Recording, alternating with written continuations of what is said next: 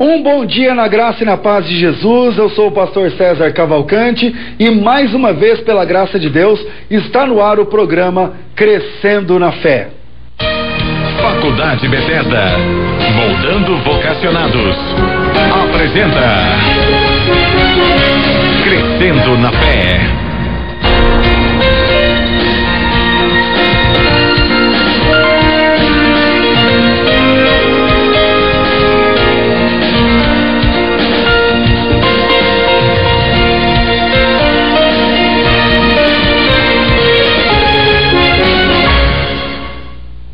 No programa de hoje nós temos convidados, como sempre, muito especiais para trabalhar as suas dúvidas.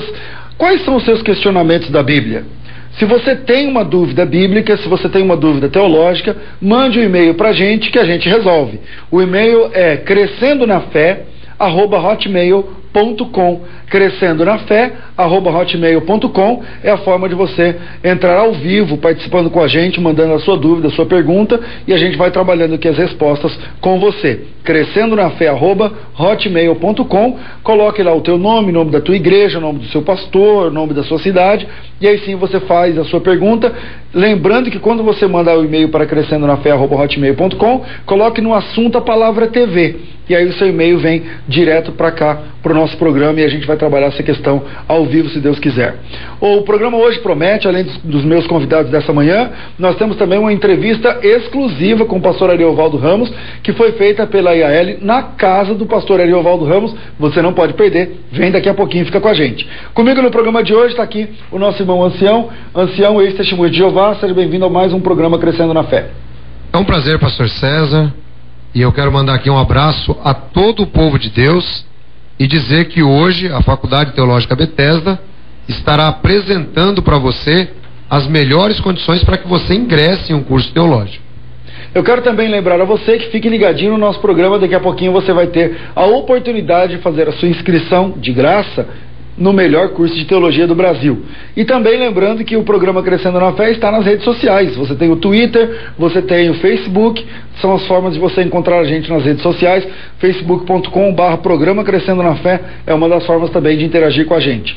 Comigo também no programa dessa manhã está aqui o pastor, meu amigo, o pastor Davi Botelho, presidente da Missão Horizontes na América Latina, para todo o mundo árabe, para toda a Janela 1040, enviando missionários, treinando pessoas, um dos principais estrategistas de missões aqui na América Latina. Pastor Davi Botelho, seja muito bem-vindo, é uma honra para o programa ter você aqui com a gente. Salam aleikum, estou cumprimentando você em árabe com a paz do Senhor. Então é um grande prazer estar nesse programa, compartilhando os grandes desafios da obra missionária e também mostrando as oportunidades que o Senhor tem dado para a gente para alcançar os povos menos alcançados pelo Evangelho, principalmente na Janela 1040, onde estão 95% dos povos que ainda não conhecem Jesus.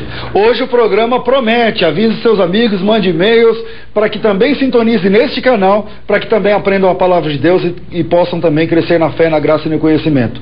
Eu começo já com o e-mail que está chegando aqui do nosso irmão Hugo. Vamos lá ler o e-mail dele. Olá, eu sou o Hugo, moro em Paulínia. Encontrei 2 versículos que me deixaram com dúvida. Vamos lá, ancião. O texto é Atos capítulo 9, versículo de número 7. Fala: os homens que viajavam com Paulo de Tarso ouviram a voz que falou com Paulo, porém não viram ninguém. Já em Atos 22, versículo 9, Paulo relata que esses homens viram a luz, sem contudo ouvirem a voz. Gostaria que tirassem a minha dúvida: os homens ouviram ou não a voz? Viram ou não viram a luz? Um texto diz que eles viram e não ouviram. Outro texto diz que eles ouviram, mas não viram. Gostaria que tirassem essa dúvida. Abraço a todos do programa Crescendo na Fé. Fiquem na paz do Senhor. Você também quer tirar sua dúvida? Então mande seu e-mail para crescendonafé@hotmail.com com a palavra TV no assunto e a sua pergunta vem aqui pra gente. Vamos trabalhar, ancião? Está escrito: e caindo em terra, ouviu uma voz que lhe dizia: Saulo, Saulo, por que me persegues? E ele disse: quem é, Senhor? Disse o Senhor: eu sou Jesus, a quem tu persegues. Duro é para ti recalcitrar contra os aguilhões. E ele, tremendo e atônito, disse: Senhor, que queres que eu faça? E disse-lhe o Senhor: levanta-te, entra na cidade, e lá te será dito o que te convém fazer. E os varões que iam com ele pararam espantados, ouvindo a voz, mas não vendo ninguém. Notem como é interessante nesse texto. De fato, Paulo, acompanhado de outros varões, eles ouvem a voz, mas não veem ninguém.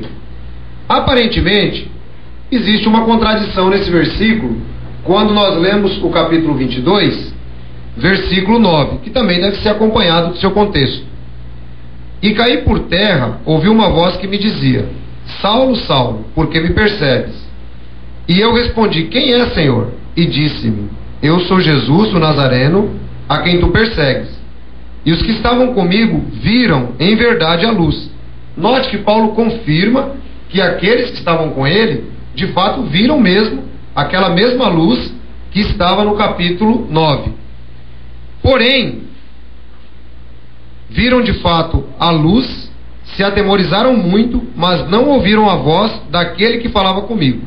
Então eu disse: Senhor, que farei? E o Senhor disse: levanta-te, vai a Damasco, e ali te será dito o que fazer, que te é ordenado a fazer. Notem então que o apóstolo Paulo, ele explica da seguinte maneira: aqueles que estavam com ele ouviram a voz. Eu vou ilustrar para vocês de modo muito simples. Aparentemente, aquelas pessoas que estavam com Paulo observam todo o evento acontecer, e eles observam o Paulo falando sozinho. A voz que eles ouvem é a voz do apóstolo Paulo, embora Paulo estivesse mantendo um diálogo com Jesus. A voz de Jesus eles não ouviram, mas a de Paulo se tornou audível a eles, de modo que eles ficam atônitos e não entendem com quem Paulo estava falando. Então não existe nenhum tipo de contradição no texto. O texto é muito claro a partir do seu próprio contexto. Ou seja, eles ouviram a voz do Paulo e não ouviram a voz daquele que falava com Paulo. Viram a luz, mas não viram ninguém. Então, um texto, na verdade, completa o outro. Aliás, professor, isso é bem lembrado. Antes de ficar quebrando a cabeça com o texto, dá uma olhada no contexto, né? O pessoal podia dar uma olhada no contexto. Quando você tem uma dúvida bíblica, dá uma olhada em todo o contexto, imediato, anterior, posterior, que geralmente vai ajudar bastante. Tem aqui uma pergunta, já ouviram aqui do Davi Botelho, que trabalha com missões, e foi falado da janela 1040 e tal. O que é janela 1040, Davi Botelho? É a Priscila de São Paulo que quer saber. Janela 1040 é uma medida de janela? Como é que funciona isso aí? Tá interessante, porque algumas pessoas diziam pra gente: vocês são daquela missão que tem uma janela grande? Então, janela 1040, quando nós olhamos, por que janela? Porque é um retângulo que está a 10 e 40 graus acima da linha do Equador. O mundo é dividido por uma linha imaginária chamada linha do Equador, e as demais divisões são graus. Então 10 graus e 40 graus acima da linha do Equador, passando pela África Ocidental ou o norte da África, Oriente Médio, Índia, China e Japão, há um retângulo onde está ali 95% dos povos menos evangelizados da Terra. Ok, mas se são 4 quadrantes, você tem então um espaço muito pequeno, levando em conta todo o globo terrestre. Então tem pouca gente ali, né, Davi? Um exemplo, só para você ter uma ideia, tem a China com 1 bilhão e 400 milhões de pessoas. Tem a Índia, que é aproximadamente 1 bilhão e 200 milhões de pessoas. Tem a Indonésia, que tem aproximadamente 250 milhões de pessoas. 2/3 do mundo está dentro dessa região. Quer dizer, muito embora seja uma região muito pequena, a cada 3 pessoas no mundo, 2 estão dentro da janela 1040. É isso mesmo, isso mesmo. E acontece que anteriormente essa região era chamada de cinturão de resistência ao Evangelho. Então é uma região que precisa de muita oração, de muito treinamento, de muita preparação, porque é a região que tem a maioria das línguas que não tem nada da Bíblia. Outra coisa, você está aí com um look todo diferente de nós aqui ocidentais. Isso é proposital? Como que é? Eu queria que desse uma... Viu, Júlio? Eu queria que fechasse aqui na roupa do pastor Davi Botelho, para ver esse detalhe. Da onde que é essa roupa, Davi? Como é que funciona? Então, eu estou com uma roupa aqui como um terno da Indonésia. Aqui é uma seda javanesa. Então é uma roupa típica que eles usam em eventos especiais. Então É uma roupa que, como você está com o seu terno, eu estou com o terno aqui lá da Indonésia. Uma pessoa com essa roupa aí lá na Indonésia está chique no último. Está chique, é um evento especial para festas, então essa aqui é uma roupa que eles usam. Eu volto aqui com uma pergunta para o ancião, que vem, deixa eu ver, não aparece aqui o nome da cidade, mas aparece o nome do irmão, é o irmão Marcos. Ele diz o seguinte: olá amados, graça e paz. Eu li num livro do pastor Luiz Saião e fiquei com dúvida sobre a salvação infantil, porque segundo ele, as crianças não podem ir para o céu simplesmente por serem crianças, se morrem, por exemplo, porque se fosse assim, Herodes seria o maior evangelista que já existiu. Um abraço, tá aí uma pergunta do Marcos, o irmão chama Marcos Tom, não aparece aqui o nome da cidade, para o ancião. E eu acrescento aqui, por exemplo, também o Hitler. Pouca gente sabe, mas o Hitler matou alguns milhões de crianças, dos 6 milhões de judeus, muitos deles eram menores de 18 anos, muitas mesmo menores de 10, 12 anos. Vamos lá, ancião. Na realidade, vai aqui inclusive um abraço aí ao professor Luiz Saião, companheiro nosso, sempre temos muito respeito pelos posicionamentos do professor Luiz Saião. Agora é lógico que não faríamos nada diferente se nós não nos apegássemos àquilo que as escrituras dizem em primeira mão a respeito da salvação infantil. Esse texto ele me chama muito a atenção e é um texto que deve ser considerado. Notem, por exemplo, aqui no livro de Mateus, no capítulo 18, o que está escrito. Naquela mesma hora chegaram seus discípulos aos pés de Jesus, dizendo: quem é o maior no reino dos céus? E Jesus, chamando uma criança, a pôs no meio deles e disse: em verdade vos digo que se não vos converterdes e não vos fizerdes como crianças, de modo algum entrareis no reino dos céus. Portanto, aquele que se tornar humilde como essa criança, esse é o maior no reino dos céus. Jesus, ele vai dizer aqui que o reino dos céus pertence às crianças. Agora, quem é o dono do reino? O dono do reino é o próprio Jesus. Se Jesus, no desenrolar desse relato, diz que às crianças pertence o reino dos céus, como pode eu, ou até mesmo o professor Luiz, dizer que a salvação infantil ela não é possível a partir do momento que o próprio dono do reino se predispõe a salvar as crianças? Eu acredito que quando nós nos atemos ao texto bíblico, sem religiosidade e sem muitos dogmas que nós acabamos desenvolvendo durante os nossos estudos, fica muito mais fácil para se entender. O fundamentalismo bíblico, ele requer a salvação de crianças, sim, porque Jesus morreu também por essas crianças. Agora, seria muito complicado argumentarmos dessa maneira que Herodes seria o maior evangelista que já existiu, porque ele matou muitas crianças nos dias de Jesus. Na realidade, um evento não tem nada a ver com o outro. E conforme o senhor mencionou, também o caso de Hitler. Tomando nessa linha de Herodes, poderíamos raciocinar sim. Hitler matou milhares de crianças. Agora, é lógico que a ideia de evangelizar crianças, conforme nós estamos colocando, que o Herodes seria o maior missionário, o maior evangelista, ou mesmo Hitler, ou qualquer um que entra em tais atrocidades, não vai coadunar com o texto de Jesus. Jesus entrega o reino dos céus às crianças e diz que o reino dos céus é dela. É muito interessante essa pergunta, porque há um assunto que nós quase não abordamos, mas que há vida dentro do ventre. E hoje, no mundo inteiro, inclusive no Brasil, há 1,5 milhão de assassinatos de crianças no ventre, que nós denominamos aborto. E nós, no meio evangélico, pouco abordamos isso. Então também é um outro assunto. Mas eu gostaria de esclarecer que nos Estados Unidos eles fizeram uma pesquisa sobre conversões. E a maioria das conversões, para ser mais exato, 85% das conversões acontece entre os 4 e 14 anos de idade. E eles chamam isso de janela 4-14. Então a importância também de evangelizar as crianças. Isso a gente precisa entender, principalmente quando nós entramos na janela 1040, onde mais de 2/3 da população tem menos de 15 anos de idade. Falando nisso, Davi, falando sobre evangelização, você que trabalha no mundo árabe, acho que a maior parte do contingente missionário que você coordena é enviado para o mundo árabe, que é que existem os países mais hostis ao evangelho. A taxa de assassinato de missionários é altíssima, muito embora a igreja ignore, porque a igreja gosta de cantar, a igreja gosta de palavras, especialmente que falam sobre bem-estar agora. Deus vai te dar um carro, Deus vai te dar uma casa, que você nasceu para não sei o quê. Mas enquanto isso, lá fora o bicho está pegando, lá fora tem missionário preso, lá fora tem missionário morrendo, lá fora filhos de missionários estão passando dificuldade, e enquanto a igreja no Brasil fica fazendo teatro, cantando para ensaiar, ensaiando para cantar.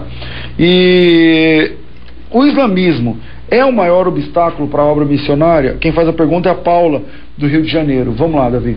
Então, é muito interessante quando nós olhamos para isso. Eu escrevi um artigo para a Junta de Missões Mundiais dos Batistas Brasileiros sobre perseguição religiosa. E tem um pesquisador que tem a maior enciclopédia de língua inglesa, que ele trata disso. São 220 milhões de pessoas que morrem cada ano por causa de sua fé. E a maioria é cristã. Então, quando nós olhamos para isso, alguns contestam até tal número. Mas a realidade de tudo isso é que nós sabemos que tem muitos que morrem por sua fé e poucos é mencionado. Mas eu digo claramente... Repete o número, qual que é o número? 220 milhões por ano.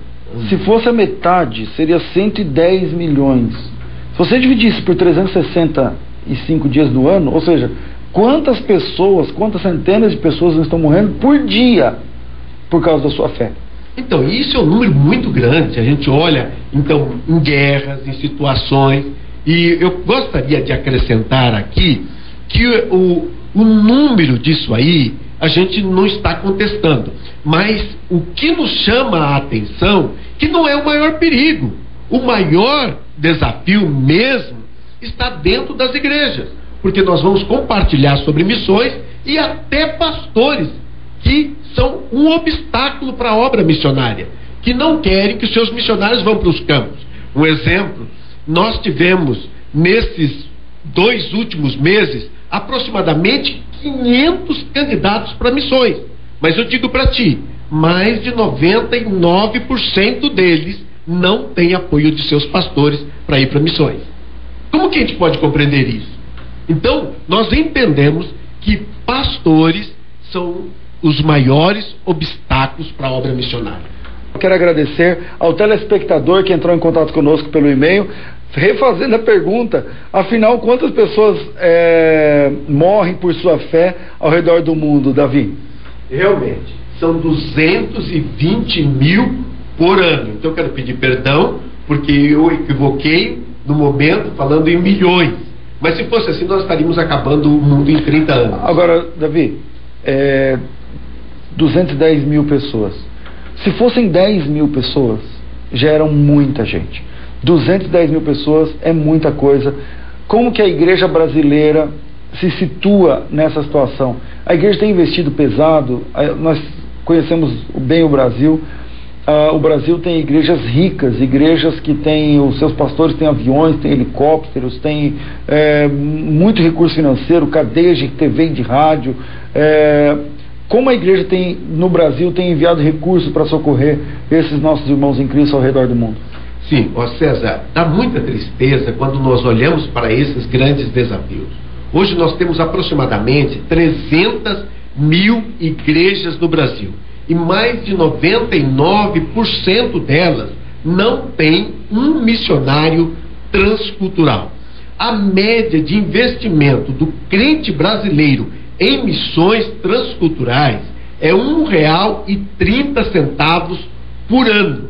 Então é um valor muito ínfimo, e nós precisamos orar para que Deus desperte os líderes brasileiros para investir na obra missionária, porque parece hoje que a felicidade está nos recursos que os pastores enriquecem, muitos deles. Eu sei que a maioria deles não estão nessa classe, mas nós temos muitos pastores que estão pensando hoje em carros importados, estão pensando hoje em ter não mais só carros, mas helicópteros, jatinhos, fazendas. Casa nos Estados Unidos, por exemplo, que eu conheço alguns. Esse é o quadro. Nós precisamos entender que o recurso da igreja não é para os pastores, mas é para a evangelização mundial e o básico para viver.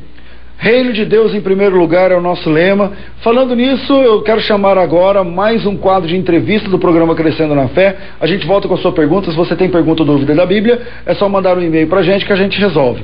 crescendonafé@hotmail.com. Coloca no assunto a palavra TV, coloca seu nome, sua igreja, deixa a sua dúvida, a sua pergunta e deixa o resto com a gente. crescendonafé@hotmail.com. Estou esperando a sua dúvida. Eu quero chamar a Yaeli agora, que vai trabalhar uma entrevista muito legal, que nós vamos trabalhar em 2 ou 3 blocos diferentes na casa do pastor Ariovaldo Ramos. O pastor Ariovaldo Ramos, que é um dos líderes de missão integral no Brasil, reconhecido internacionalmente, um dos grandes professores da FTB, convidados para eventos muito específicos, muito especiais, como nossa pós-graduação, por exemplo. Também um dos preletores da faculdade mais recorrentes no intensivão teológico da FTB. A Yaeli vai apresentar para você melhor o Ariovaldo Ramos e a gente volta já já com o programa Crescendo na Fé. Estamos apresentando Crescendo na Fé. Bom dia, hoje nós estamos aqui para conversar com o pastor Ariovaldo Ramos. Ele é presidente da ONG Visão Mundial, que atua no Brasil desde 1975 no combate à pobreza e à exclusão social e já beneficiou mais de 700 mil pessoas. Pastor, qual a relação do cristianismo com os trabalhos sociais?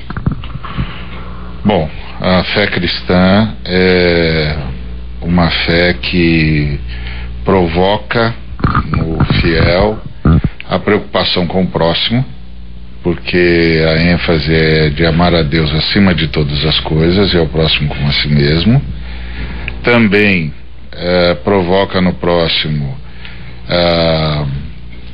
a sensação de que está sendo amado, ajudado, socorrido por causa da pregação da fé cristã, e provoca no fiel um senso de justiça que extrapola a mera aplicação da lei, e é uma justiça que tem Deus como parâmetro e o reino dos céus como objetivo. Então a ideia da fé cristã é manifestar na história o máximo possível a presença do reino dos céus. O reino dos céus é uma nova realidade onde só a vontade de Deus é feita. Ora, um lugar onde só a vontade de Deus é feita é um lugar onde não há mais miséria, um lugar onde não há mais abandonados, não há mais excluídos. Todos os seres humanos são reconhecidos como filhos de Deus, como criaturas à imagem de Deus, como seres dignos. Portanto, toda indignidade, toda miséria, toda fome, toda exploração passa a ser rejeitada. Então, o fiel cristão, quando assume de fato a sua fé, quando não transforma a sua fé apenas numa espécie de bálsamo pessoal, mas quando transforma-se à imagem e semelhança do Cristo, que é o seu referencial, ele se torna um agente social. É inevitável. Ele passa a ser alguém que se preocupa com o próximo, que se preocupa com a justiça, que se preocupa com a erradicação da miséria e por aí vai. E é isso que provoca o surgimento de N trabalhos sociais e de N organizações sociais. A Visão Mundial é um caso desse. Nasce em meio à guerra na Coreia, ao ver que a maior vítima da guerra era a criança. Então o Bob Pierce, que era um jornalista e era membro da Mocidade para Cristo, está lá cobrindo a guerra e começa, como cristão, a ficar indignado ao ver o que está acontecendo com as crianças. e começa um programa de ajuda e de socorro a essas crianças. Esse programa de ajuda e de socorro acaba se tornando numa ONG chamada Visão Mundial, que hoje está em cerca de 98 países, é a maior ONG em atuação no mundo, é a maior a ONG na atuação do combate à fome, inclusive como parceira da ONU, e é a maior ONG em atuação no Brasil, e trabalha com desenvolvimento sustentável. Tudo isso nasceu da igreja, tudo isso nasceu da Bíblia, tudo isso nasceu da compreensão de que somos seguidores de Jesus e que Jesus veio resgatar o ser humano e resgatar a sua dignidade. Que, portanto, não há como ser cristão e conviver com a injustiça, conviver com a miséria, conviver com o abandono, etc. Então, tem tudo a ver. Embora, às vezes, quando você visita uma igreja local, pareça que o pregador não se deu conta disso. Mas a fé cristã é necessariamente uma fé que produz agentes sociais. Sendo assim, pastor, como que o senhor vê o engajamento da comunidade cristã nos trabalhos sociais de modo geral? Bom, aqui no Brasil está crescendo, mas ainda está longe de ser o que nós entendemos que deve ser. Mas está crescendo, já foi muito pior. Já houve uma época no Brasil em que o evangelho era tido como uma coisa intimista, pessoal, salvação pessoal, etc. apenas. O que é também, claro, você chama a pessoa à conversão, ao arrependimento, e isso é salvação pessoal. Mas é uma salvação pessoal que necessariamente tem de desembocar numa ação voluntária em prol da comunidade. Portanto, tem de desembocar na comunidade, tem de desaguar na comunidade. E tem de desaguar em boas obras, porque as boas obras para o cristão não são coisas que o cristão tem de fazer para ser salvo, porque o cristão entende que a sua salvação é pela graça de Deus, é um ato do próprio amor de Deus que se manifesta na cruz e na ressurreição de Cristo. Então as boas obras, elas não são nada que a gente faça para conseguir ou bênção, ou salvação, ou qualquer benefício por parte de Deus. As boas obras para o cristão são o ambiente onde o cristão vive, ou seja, quem se converte não sabe mais viver de outro jeito senão fazendo boas obras. Então a igreja precisa perceber isso. E claro, boas obras pode desde socorrer o necessitado imediato, com quem você cruza, está ao seu lado, na escola, na vizinhança, em qualquer lugar que você esteja, até chegar a um programa sério de desenvolvimento comunitário que erradique a pobreza, que erradique a miséria, que reconstrua a sociedade local, que reempodere a sociedade local de modo que ela se encontre como força econômica e força social. E é onde a Visão Mundial está. Então o que nós estamos tentando fazer é que a igreja perceba isso. Que isso não é um ato que é uma coisa depois da salvação, mas que é um ato natural à salvação. Qualquer pessoa que teve um encontro com Jesus Cristo teve um encontro com o próximo, teve um encontro com o necessitado, com o angustiado, e vai se tornar necessariamente um agente de Deus para a salvação dessa pessoa e para a recuperação econômica, social, cultural, etc. Porque nós entendemos salvação não apenas como uma libertação pessoal, mas como uma recuperação da dignidade humana prevista por Deus quando criou o homem à sua imagem e semelhança. Então, tem tudo a ver. Igreja tem tudo a ver. Agora, no Brasil, essa consciência está crescendo aos poucos. Cada vez mais nós temos igrejas engajadas em ação social. Ainda há muita igreja para quem a ação social ainda é mero assistencialismo, que não é o ideal, mas é melhor do que nada, é óbvio. Mas a gente tem de crescer na direção de transformar-nos em agentes sociais que provoquem o desenvolvimento comunitário, de modo que a gente emancipe o ser humano e o ser humano encontre o seu caminho, sua vocação, como pessoa e como bairro, como cidade, como comunidade. Mas está melhorando, já foi muito pior.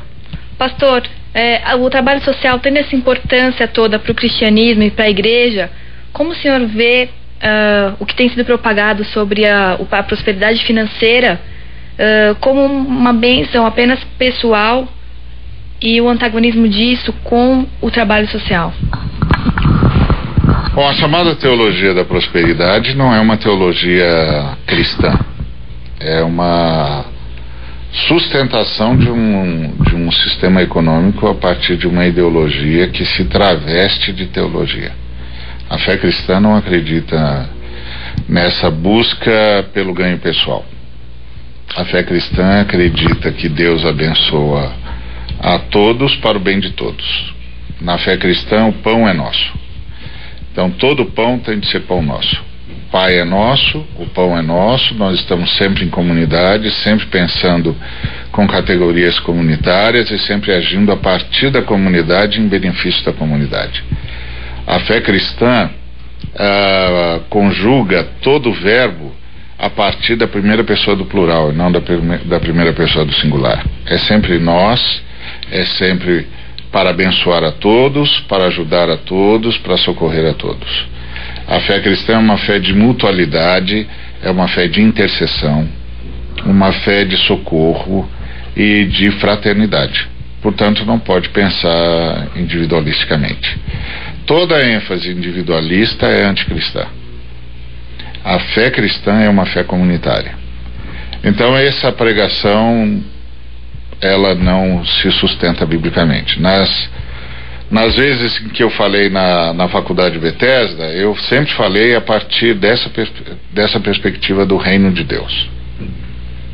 E sempre disse que o reino de Deus é comunitário, que a fé cristã é comunitária e que a ação cristã é comunitária. Portanto, todas as vezes que a gente ouve uma mensagem em que diz para o camarada vir buscar a sua bênção, vir receber algo especial de Deus para si, para o seu deleite ou coisa que o valha, essa não é uma mensagem cristã. A mensagem cristã é: venha ser transformado numa bênção.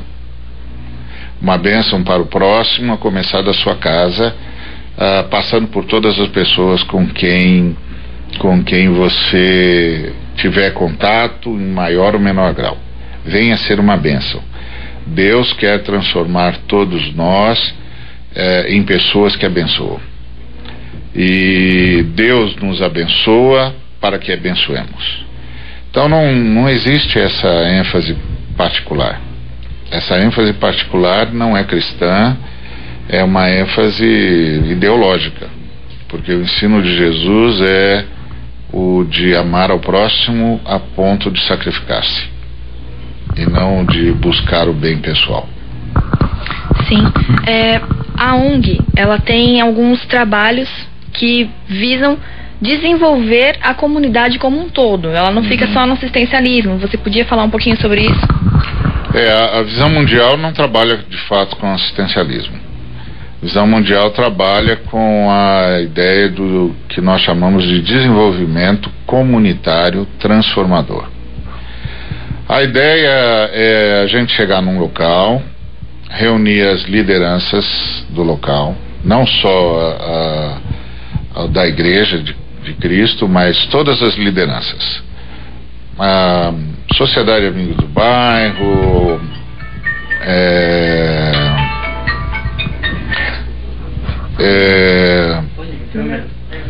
Sociedades Amigos de Bairro, Associação de Pais e Mestres, enfim, todas as lideranças civis que estão naquela região.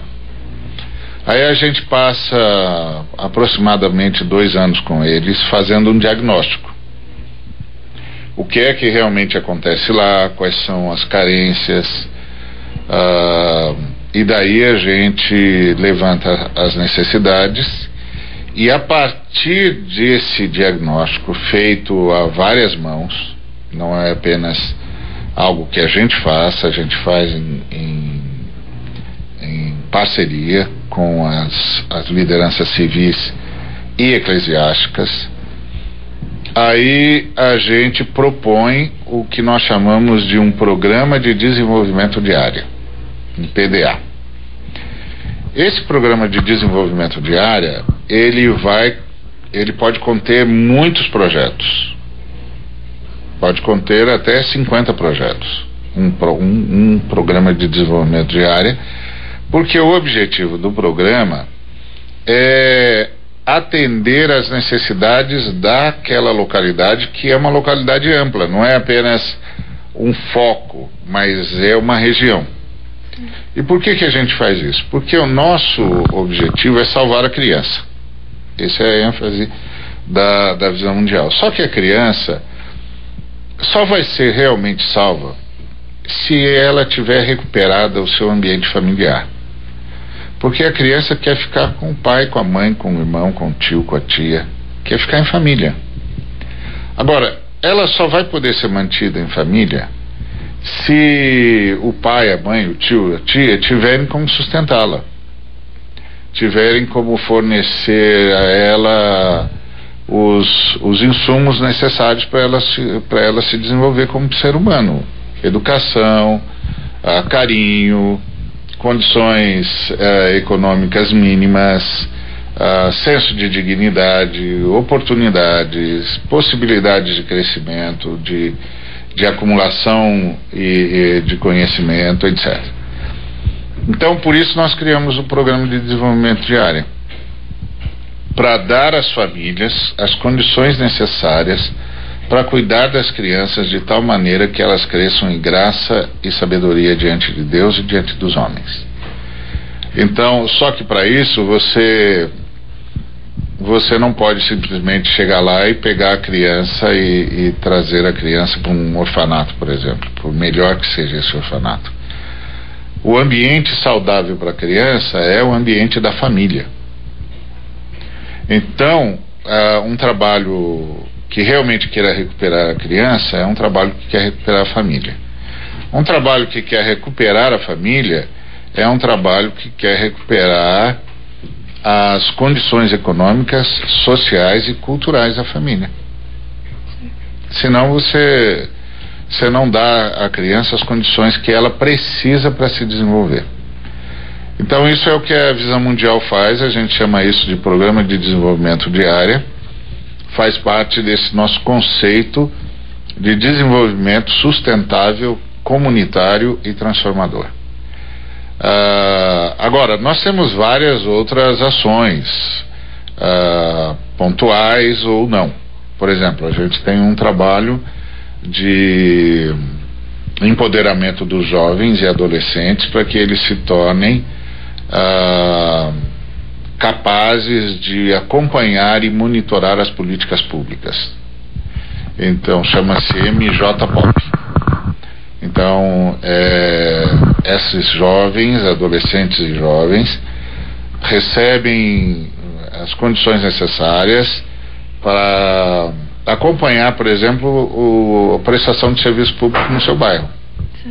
Saúde está bem, a escola está bem, o serviço de coleta pública está bem, a gente está recebendo o que a gente tem de direito, o posto de saúde funciona, a escola tem o necessário para que haja aula de qualidade, os professores estão bem, eles estão sendo respeitados, estão sendo honrados pelo Estado, as condições de ensino estão lá, a escola está bem cuidada. Então, são os jovens e os adolescentes que começam a monitorar o Estado e a cobrar do Estado o que lhe é de direito. Então, a gente está criando ou procurando criar uma nova geração de gente com consciência cidadã. Então, esse é um trabalho também da Visão Mundial. E há outros pontuais, por exemplo, de quando em quando a gente tem uma campanha de elucidação de alguma questão de saúde pública. Então já fizemos isso, por exemplo, em relação ao HIV, AIDS, para ajudar as pessoas a se conscientizarem que é enfermidade, para aprenderem a conviver com isso sem preconceito, para realmente considerar o soro positivo dentro da sua dignidade e também saber quais são os riscos que todo ser humano corre, o que precisa ser evitado, como tem que se comportar, etc. Então, a Visão Mundial atua sempre nessa perspectiva de levar os seres humanos a serem os protagonistas de uma melhora na sua própria qualidade de vida. E isso tudo é sustentado por padrinhos, que são pessoas que se comprometem a padrinhar uma criança, porque as crianças são cadastradas e acompanhadas, e junto com a sua família e com a sua comunidade, e aí toda a população, de modo geral, é convidada a cooperar com isso, apadrinhando crianças. E com isso nós sustentamos o trabalho de transformação social no mundo todo. Estamos apresentando Crescendo na Fé. Eu tenho aqui uma pergunta, essa eu vou encaminhar para o ancião, é a Adriana, da Assembleia de Deus Ministério de Madureira, na cidade de Sumaré, aqui no interior paulista. Ela diz o seguinte: gostaria de saber qual a diferença entre visão, revelação e profecia. Está desejando a paz do Senhor a todos nós. Amém. Amém. Eu gostaria que você abrisse a sua Bíblia no livro de Ezequiel, capítulo 1, está escrito assim: e aconteceu no 30º ano, no 4º mês, no dia 5º do mês, que estando eu no meio dos cativos, junto ao rio Quebar, se abriram os céus e eu vi as visões de Deus. Ezequiel, ele esclarece para nós aqui que em um determinado momento da sua vida, os céus abrem-se e ele vê literalmente visões. Para ilustrar, seria algo parecido com aquilo que você pode observar ao ligar o seu televisor, com nitidez, com clareza. A partir daqui, Ezequiel passa a explicar aquilo que ele vê. Com respeito a profecias, nós podemos analisar o que o apóstolo Paulo, ele diz aqui no livro de 1 aos Coríntios, no capítulo 14, que eu convido também os nossos irmãos a abrirem as suas Bíblias e verificarem comigo. 1 aos Coríntios, capítulo 14, está escrito assim: segui a caridade e procurai com zelo os dons espirituais, mas principalmente o de profetizar. Porque o que fala uma língua estranha não fala aos homens, senão a Deus, porque ninguém o entende. E em espírito fala mistérios. Mas o que profetiza fala aos homens para a edificação e a exortação e a consolação. Bom, se você continuar lendo o capítulo 14 de 1 aos Coríntios, que é um capítulo longo, você observa que as profecias, conforme delineadas por Paulo, elas servem para a edificação, para a consolação da igreja. De onde provém essas profecias? Essas profecias, elas provêm do Espírito Santo de Deus, são dadas como dons para a igreja. O apóstolo Paulo vai trabalhar esta questão do dom de profecia de uma maneira muito forte a partir do versículo 22 desse mesmo capítulo. De modo que a profecia é diferente da visão, conforme nós observamos. E para terminar, a revelação, eu gostaria que você também abrisse a sua Bíblia no livro de Apocalipse, que tem traduzido para a nossa língua a palavra revelação.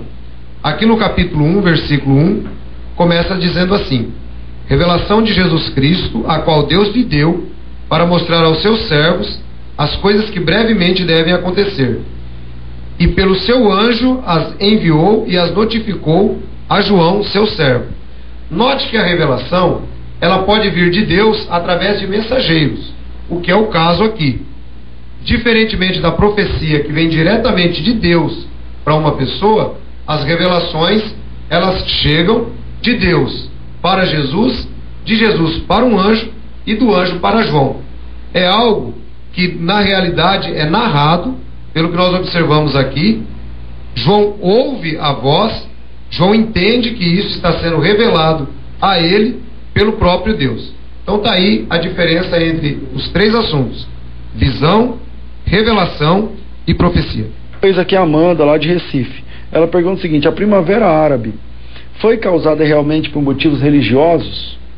Pastor Davi Botelho. O pessoal da região do Maghreb ou do norte da África que estava morando na Europa. E há muitos morando na Europa e que na época do verão eles iriam visitar os seus familiares ali no norte da África. Então eles distribuíam naquela época o filme Jesus em vídeo, hoje a gente fala vídeo, mas naquele tempo era um grande cassete, e também cursos e o Novo Testamento. E quando eles iam para o norte da África, eles entregavam um pacote desse. Mas muitos deles entregavam aos seus familiares e voltavam e pegavam outro pacote. Então nós vimos uma revolução começando aí. E também com programas radiofônicos e televisivos. A gente não tem ideia de tudo isso, mas estando no ano retrasado ali na Finlândia, eu tive uma ideia mais clara desse assunto. Hoje, na Finlândia, tem um programa dirigindo ao mundo árabe. E tem 55 milhões de acessos e 10 mil conversões. Então, a palavra de Deus é a verdade. E quem conhece a verdade está liberto. Então, isso houve uma grande influência e houve uma grande revolta com o quadro. Isso começou ali na Tunísia, quando alguém que ganhava R$130 por mês estava revoltado com a situação, tiraram o seu ganha-pão, que era um trabalho que ele tinha e que sustentava não somente ele, mas a sua mãe e a sua irmã.